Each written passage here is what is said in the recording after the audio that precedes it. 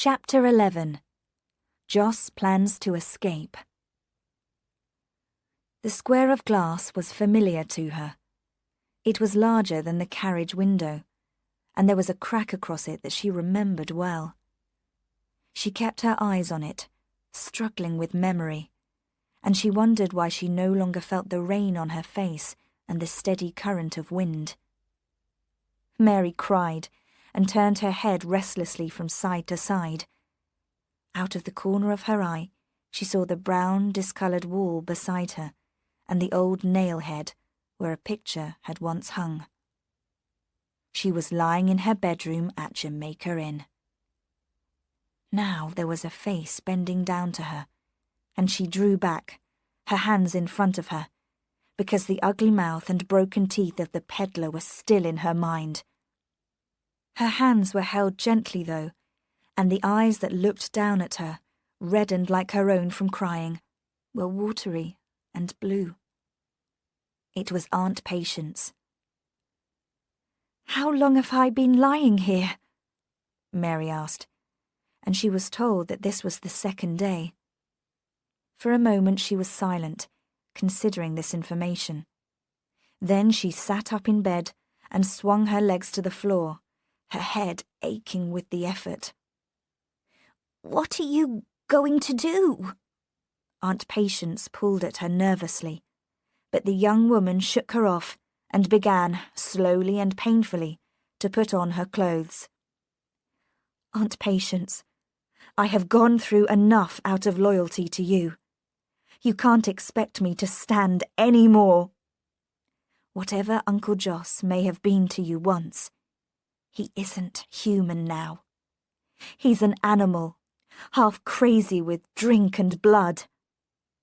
Men were murdered by him on the coast. Don't you understand? Men were drowned in the sea. I can see nothing else. I shall think of nothing else until my dying day." The door opened. The landlord of Jamaica Inn stood in the doorway. He looked tired and grey. The cut above his eye was still bright red. He was dirty and unwashed, and there were black shadows under his eyes. "I thought I heard voices in the yard, but I saw no one. Did you hear anything?" Nobody answered. He sat down on the bed, his hands picking at the bedclothes, his eyes wandering from the window to the door. "He'll come. He's sure to come. I've cut my own throat. I've disobeyed him. He warned me once, and I laughed at him. I didn't listen. I wanted to play the game on my own. It means death for us, for all three of us sitting here. We're finished, I tell you. Why did you let me drink? Why didn't you break every bottle in the house and turn the key on me? I'd not have hurt you. Now it's too late. The end has come." He looked from one to the other of them, his reddened eyes hollow. The women looked back without understanding. "What do you mean?" said Mary at last. "Who are you afraid of? Who warned you?" He shook his head, and his hands wandered to his mouth, the fingers restless. "No," he said slowly. "My secrets are still my own. But I tell you one thing, and you're in it now as much as Patience there. We have enemies on either side of us now. We have the law on one hand, and on the other." He stopped himself, the old look beginning to return to his eyes once more. "You'd like to know, wouldn't you? You'd like to run out of the house with the name on your lips. You'd like to see me hanged. All right, I don't blame you for it. But I saved you too, didn't I? Nobody touched you last night except myself, and I've not spoilt your pretty face. Let's get out of here. This room smells of decay." They followed him without a word. He led the way to the kitchen, where the door was locked and the window barred. The landlord pulled the wooden shutters closed too. Then he turned and faced the women.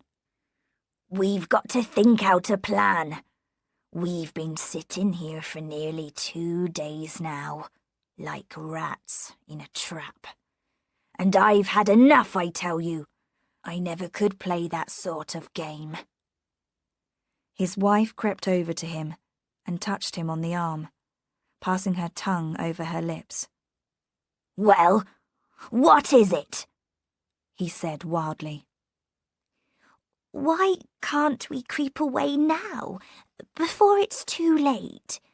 We'd be in Lanson and then out of the area in a few hours.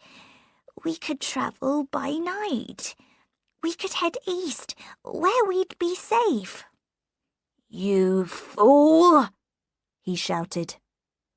"Don't you realize that there are people on the road between here and Lanson who think I'm the devil himself, who are only waiting for their chance to charge me with every crime in Cornwall?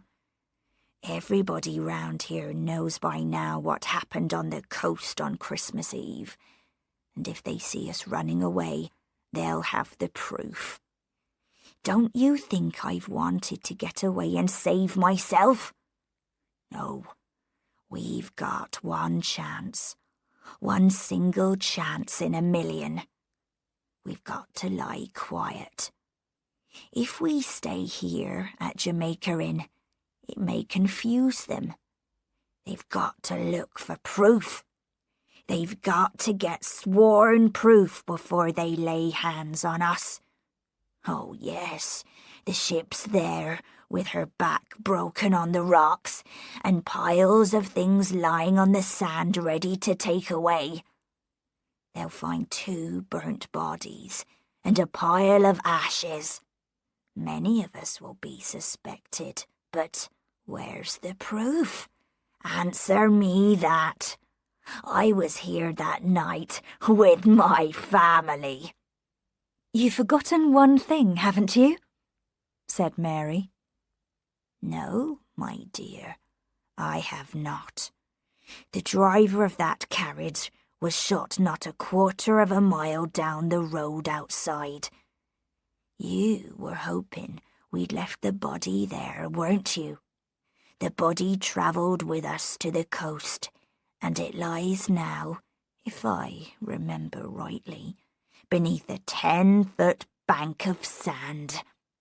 Of course, someone is going to miss him. I'm prepared for that.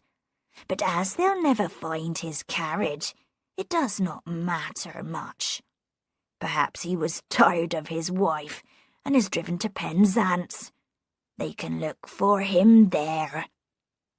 He threw back his head and laughed, but his laugh was cut short in the middle, his mouth shut like a trap, his face as white as a sheet. "Listen," he whispered. "Listen." They followed the direction of his eyes, which were fixed on the crack of light that came through the shutters. Something was knocking gently at the kitchen window, knocking lightly, softly at the glass. There was no other sound in the kitchen except for the frightened breathing of Aunt Patience, whose hand crept along the table towards Mary. The landlord stood completely still for a moment. Then he bent forward until his fingers reached the gun that stood against the chair, never once taking his eyes from the shutters. He jumped forward, tearing the shutters open. A man stood outside the window, his face pressed against the glass, his broken teeth showing in a twisted smile. It was Harry the peddler. Joss Merlin swore and threw open the window. "Come inside, can't you? Do you want to be shot, you fool? Unlock the door, Mary." She did so without a word. "Well, Have you brought news?" asked the landlord.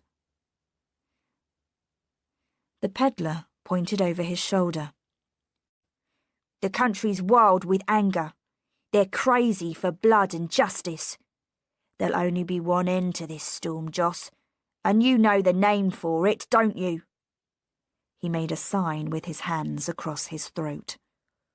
"We've got to run," he said. "It's our only chance. The roads are poison, and Bodmin and Lanson worst of all. I'll keep to the moors. It'll take me longer, I know that, but what does that matter if you save yourself from hanging?" "So, you'll give up, Harry, will you? Run like a beaten dog? Have they proved it was us? Tell me that. Or are you worried about your soul?" "Curse my soul, Joss. It's common sense I'm thinking of. This part of the country is dangerous, and I'll leave while I can. I've stayed by you, haven't I? I've come out here today, risking death, to give you warning. I'm not saying anything against you, Joss, but it was your stupidity that brought us to this, wasn't it? You made us crazy like yourself, and led us to the coast on an adventure that none of us had planned. We took a chance in a million, and succeeded. Too well. We became stupid with excitement, left 100 tracks scattered on the sand. And whose fault was it? Why, yours, I say!" He banged the table, his yellow face pushed close to the landlord's. Joss Merlin considered him for a moment, and when he spoke, his voice was dangerous and low. "So, you blame me, do you, Harry? You're like the rest of your kind when the luck of the game turns against you. Run then, if you like. Run to the river bank like a beaten dog. I'll fight the world alone." The peddler forced a laugh. "We can talk, can't we, without cutting each other's throats? I've not gone against you. I'm on your side still. We were all crazy that night, I know that. Let's leave it alone then. What's done is done. Our men are scattered, and we needn't worry about them. They'll be too frightened to show their heads. That leaves you and me, Joss. We've been in this business, the pair of us, deeper than most, and the more we help each other, the better it'll be for us both. Now then, that's why I'm here, to talk and see what we ought to do." The landlord watched him calmly. "Just what are you aiming at, Harry?" he said, filling his pipe. "I'm not aiming at anything. I want to make things easier for all of us. We've got to go, unless we want to hang. But it's like this, Joss. I don't see the fun of going empty-handed. There are a lot of things we put in the storeroom 2 days ago. That's right, isn't it? It belongs to all of us who worked for it on that night. But there's none of them left to claim it except you and me. I'm not saying that there's much of value there, but I don't see why some of it shouldn't help us out of the area, do you?" The landlord blew a cloud of smoke into his face. "So, you didn't come back to Jamaica Inn because of my sweet smile alone then? I was thinking you were fond of me and wanted to hold my hand." The peddler smiled and changed his position on his chair. "All right, we're friends, aren't we? There's no harm in plain speaking. The things are here, and it'll take 2 men to move it. The women can't do it. What's against you and me making a deal?" The landlord thoughtfully smoked his pipe. And supposing there's nothing here after all. Supposing I've got rid of it already.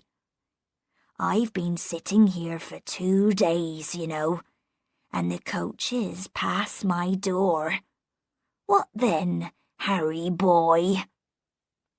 The smile went from the face of the peddler. What's the joke? Do you play a double game up here at Jamaica Inn? You'll find it hasn't paid you if you have. You've been clever at this trade, month in, month out.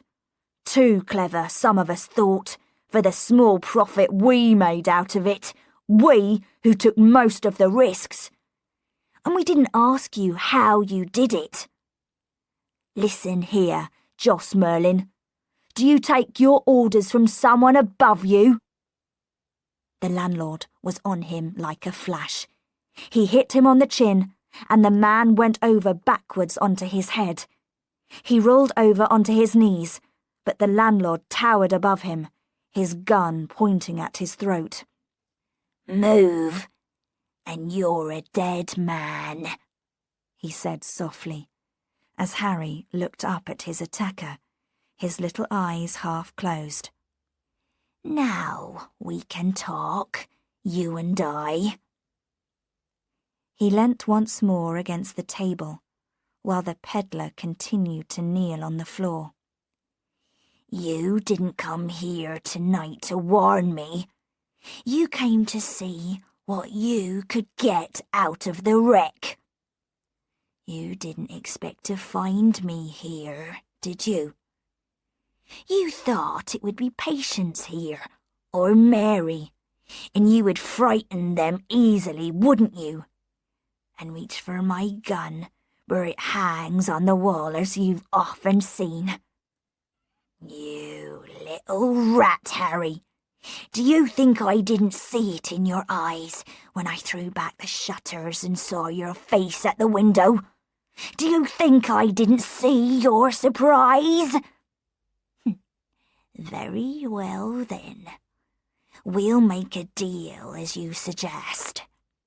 I've changed my mind, my loving friend, and with your help, we'll take the road. There are things in this place worth taking, and I can't load them alone.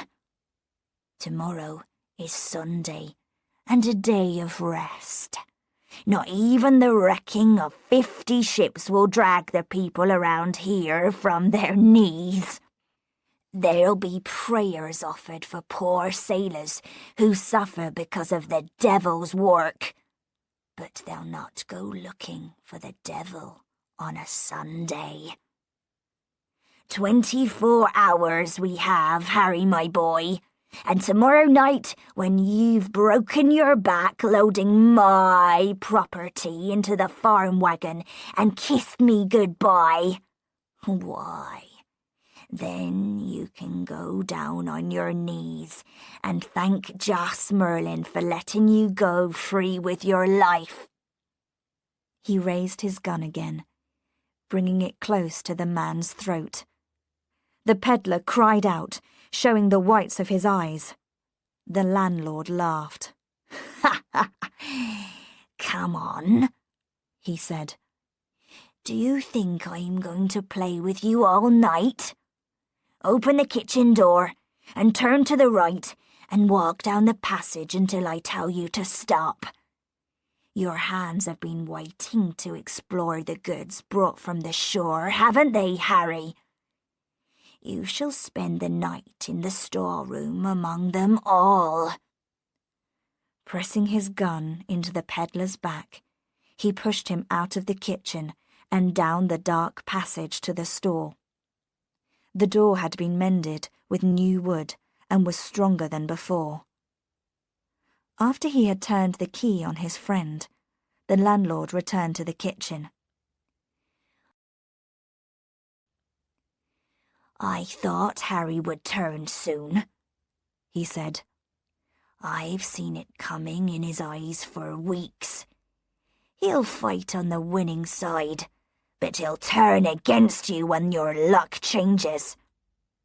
He's jealous of me. They're all jealous of me. They knew I had brains, and they hated me for it. You'd better get your supper and go to bed. You've a long journey to make tomorrow night, and I warn you here and now, it won't be an easy one."